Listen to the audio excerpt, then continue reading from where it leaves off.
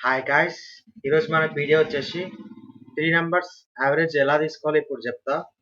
So ఫస్ట్గా మా ఛానల్ని ఫస్ట్ టైం చూస్తే సబ్స్క్రైబ్ చేసుకోండి. ఇప్పుడు వీడియోలోకి వెళ్ళిపోదాం. ఫస్ట్ 3 నంబర్స్ అని ఇచ్చారు కదా, నంబర్ తీసుకుందాం. int a equal to 10. Okay, second number తీసుకుందాం. int b equal to 20. Next third number తీసుకుందాం. int c equal to 30. Okay, ఇప్పుడు మనం దీనికి యావరేజ్ తీసుకోవాలి. ఇప్పుడు int రిజల్ట్ అని తీసుకుంటా.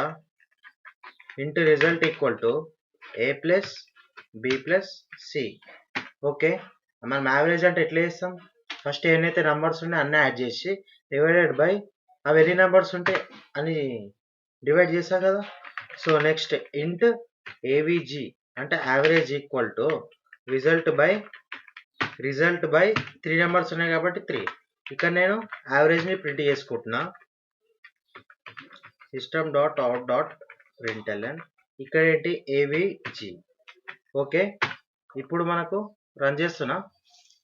ఓకే, మనకు యావరేజ్ 3 నంబర్స్ యావరేజ్ ఒకటి వచ్చేసింది. సో గైస్, ఈ వీడియో కనుక మీకు నచ్చినట్టయితే ప్లీజ్ సబ్స్క్రైబ్ చేయండి, షేర్ చేయండి, కామెంట్ చేయండి.